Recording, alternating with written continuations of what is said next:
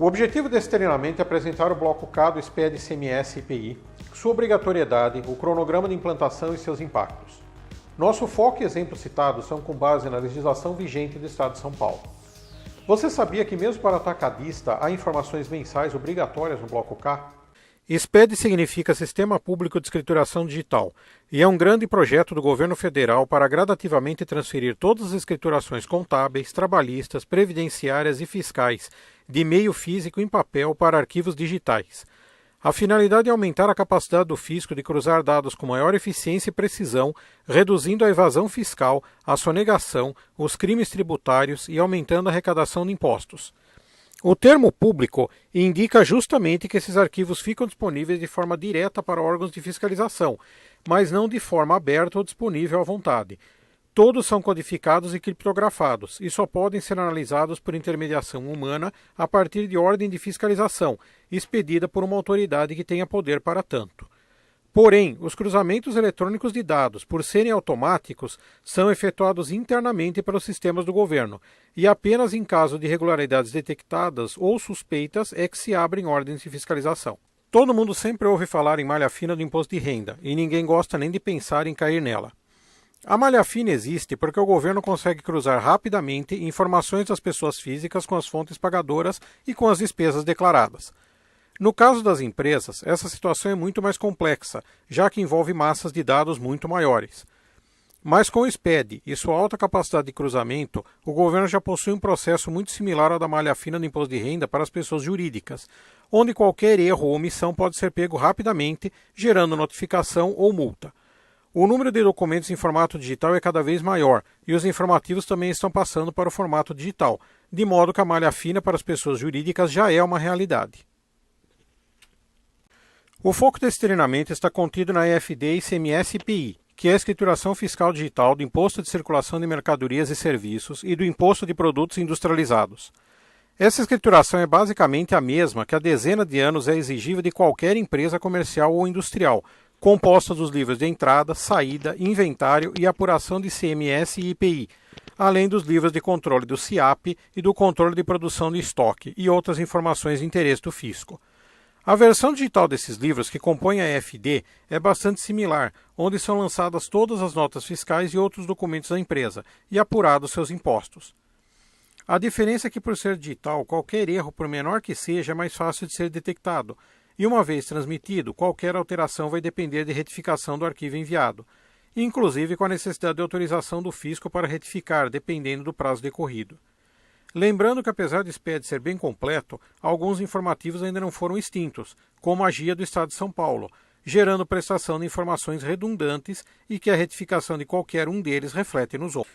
Uma vez que a EFD é um arquivo digital, ou seja, um arquivo de computador em formato texto, onde todos os dados são incluídos, é de se esperar que existam regras para esse arquivo, do contrário, o mesmo não faria nenhum sentido. Assim, o arquivo é dividido em vários módulos, chamados de blocos, os quais contêm registros específicos daquele bloco.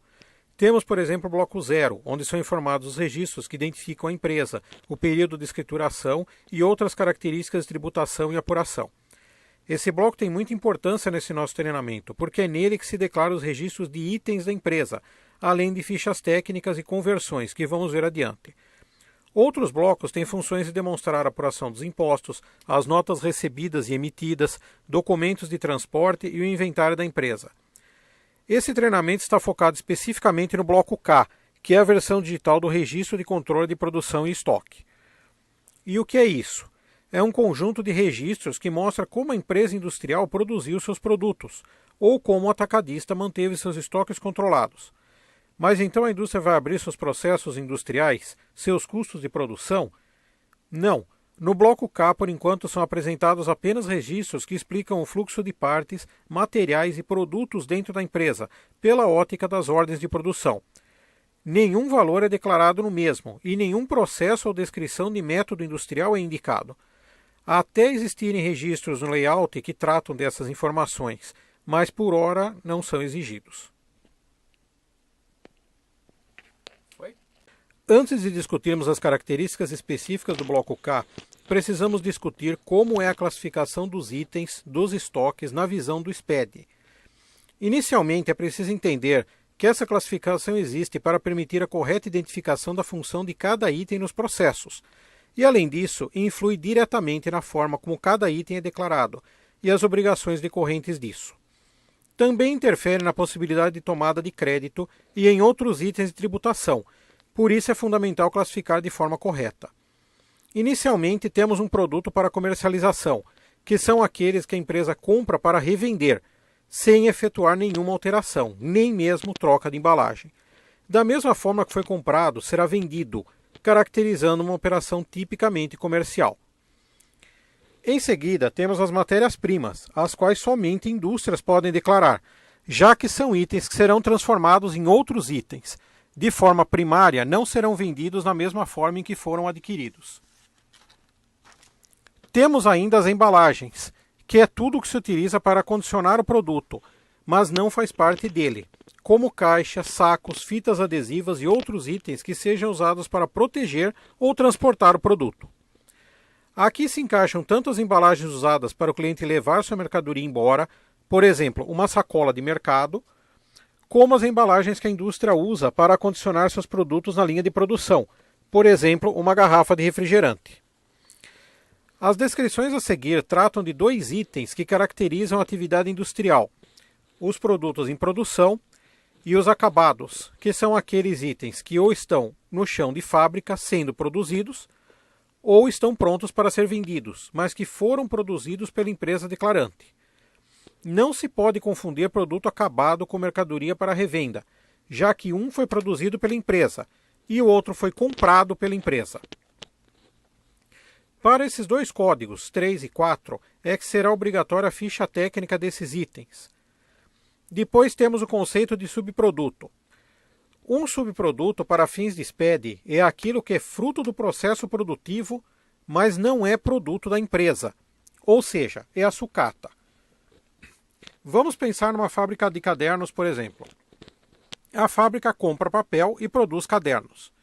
Nesse processo sobram vários quilos de apara de papel que não são o produto da empresa. O produto final é o caderno, mas as aparas serão vendidos a quilo como sucata, então são classificadas como subprodutos. Se forem jogadas fora, não precisam ser classificadas, apenas se forem vendidas. Em seguida, temos um outro conceito para fins de SPED que é bastante confuso, o de produto intermediário. A definição disso é de algo que faz parte do processo produtivo, sendo utilizado na produção de um item, mas sem ficar agregado a esse item no final do processo. Para entender isso só com exemplos mesmo. Vamos pensar numa peça que recebe uma pintura na produção. Temos a tinta e o thinner usados para pintar a peça. A tinta é uma matéria-prima, porque fica na peça após a pintura. Mas o thinner evapora e não se agrega na peça, portanto é apenas um produto intermediário. Um outro exemplo é o do gás da estufa de secagem. O mesmo foi gasto na produção, mas não tem gás na peça pronta, então não pode ser considerado matéria-prima. E falando em gás, temos os materiais de uso e consumo, que são aqueles que são consumidos pela empresa fora do seu processo comercial ou industrial, como materiais de limpeza, de escritório, de manutenção e o gás do refeitório dos funcionários. Mas o gás é uso e consumo intermediário. Vai depender do seu uso ser para produção ou não. Na estufa, o mesmo é intermediário, porque sem a estufa uma parte do processo produtivo não pode ocorrer. No refeitório, esse gás é um material de uso e consumo, porque o refeitório não está ligado de forma direta aos custos de produção, e sim às despesas da empresa. Um outro exemplo que confunde muito diz relação à graxa do maquinário. Como se trata de manutenção da máquina, é um material de uso e consumo, já que não está ligado de forma direta ao produto em si, mas sim ao funcionamento do equipamento que o produz. Na sequência, temos os itens do ativo imobilizado, que são o prédio da empresa, veículos, máquinas, ferramentas, equipamentos, móveis e tudo mais que compõe as instalações da empresa. Temos uma classificação para serviços. Soa estranho classificar um item intangível, mas como existe a possibilidade de termos serviços como item em documentos fiscais, esses precisam ter um código de classificação para não gerar dúvidas sobre a natureza dos mesmos. A última classificação usável é a de outros insumos, que ocorrem quando existe industrialização por terceiros. Basicamente, são os insumos que foram agregados ao produto pelo terceirizado, adquiridos por ele e que não foram remetidos pelo encomendante. Por exemplo, se você manda pintar uma peça num terceiro e manda a tinta junto, a tinta é matéria-prima, porque foi comprada por você. Mas se a tinta foi fornecida pelo terceiro, é um outro insumo, porque foi comprada por esse terceiro. Com relação à finalidade, a ideia do bloco K é amarrar as matérias-primas e outros itens de produção ao produto final. No comércio, o controle é simples. Se eu tenho 10 lápis, comprei 5 e vendi 2, tenho que terminar o mês com 13. É meramente uma conta de adição e subtração. Mas se eu tenho 10 lápis, comprei 2 pranchas de madeira, meio quilo de grafite em pó, 200 gramas de corante e fiz alguns lápis com isso, quantos eu tenho no final? O problema reside nisso, e em como amarrar a conta de quantos lápis eu faço com tantas gramas de grafite, ou quanta madeira eu preciso para fazer tantos lápis, e as aparas de madeira, e as perdas do grafite que quebra. Como que se amarra isso para mostrar ao fisco que eu não estou produzindo lápis não declarados e vendendo sem nota a partir das minhas compras de insumos? A função do bloco K é para isso. Nele serão demonstradas as quantidades previstas de insumos para a produção dos itens, além das perdas previstas se houverem, de modo que a conta feche no final. Por exemplo, nele será informado que para uma ordem de produção de 1000 lápis foram consumidas 10 pranchas de madeira e 1 kg de grafite.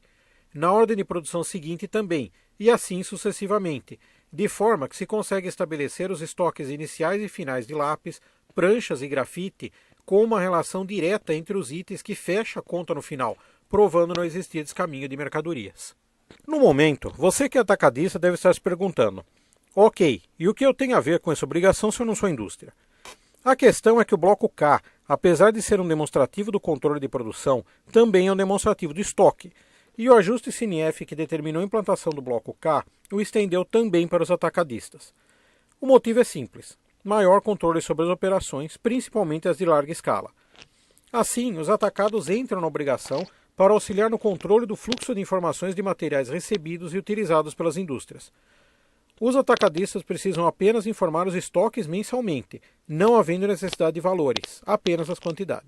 Temos aqui os registros de estoques mensais, que sempre serão os do final do período declarado. É importante salientar que esses estoques se referem apenas às quantidades de itens, não ao preço de custo dos mesmos. Também é importante frisar que esses registros precisam estar totalmente coerentes com os registros de inventário apresentados em 31 de dezembro, ou em outra data se exigível. Por mais que seja redundante, nos meses em que o inventário é exigido, os registros de estoque do bloco K também terão que ser apresentados e precisam ter as mesmas quantidades declaradas. Do contrário, a empresa correrá risco de autuação por irregularidade fiscal. Complementando o que foi dito sobre os controles de estoque do bloco K e o inventário, temos aqui a comparação entre o que é apresentado em cada registro. Como pode ser percebido, o inventário é bem mais completo em termos de informações, inclusive contendo os valores dos itens, o que não ocorre nos estoques mensais, que se limitam às quantidades presentes no estoque físico da empresa, ou de propriedade da empresa, mas em poder de terceiros. Esse registro trata da conversão de medidas dos itens. Conforme foi dito sobre o registro 0200, quando eu defino uma unidade de medida para um item, esta é permanente. Ou seja, se eu classifiquei um item F040, um fio elétrico preto, como sendo medido em metros, ele sempre será tratado em metros nos meus outros registros. Mas aí eu compro mais fio e vem na nota especificada em rolos. Nessa hora é necessário elaborar um registro 0220 de conversão, onde será indicado que a unidade de medida rolo corresponde a 100 metros ou 200, conforme o caso. Com isso feito, a nota do fornecedor será lançada no sistema, e para o item F040 será indicada a aquisição de um rolo, mas o sistema dará entrada de 100 ou 200 metros. Dessa forma, mesmo que a unidade comercial comum do item seja diferente da que é usada na produção, sempre haverá coerência entre essas unidades. Esses registros de abertura e fechamento do bloco K indicam detalhes como o número de linhas do bloco e período declarado. Um detalhe sobre o período é que ele deve refletir o período de apuração do IPI ou ICMS, o qual for mais curto. Atualmente, a legislação só prevê apuração mensal para ambos os impostos, mas houve casos de apuração decendial do IPI há alguns anos, quando o bloco K estava sendo desenvolvido. Apenas a título de informação, caso a apuração do IPI voltasse a ser decendial, haveria necessidade de 3 períodos de bloco K, um para cada 10 dias, com fechamento de todos os registros, inclusive dos estoques. Uma novidade que surgiu com o bloco K foram esses registros, que são basicamente registros de errata.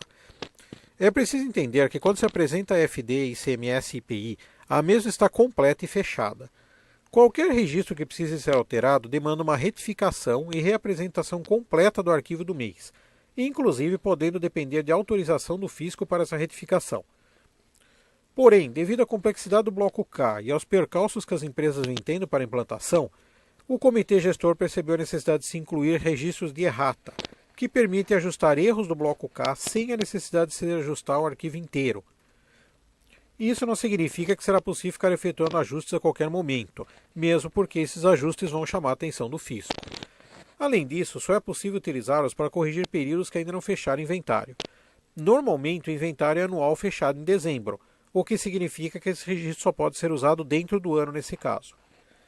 Mas se a empresa tiver obrigação de inventários trimestrais, os registros ficam limitados ao trimestre.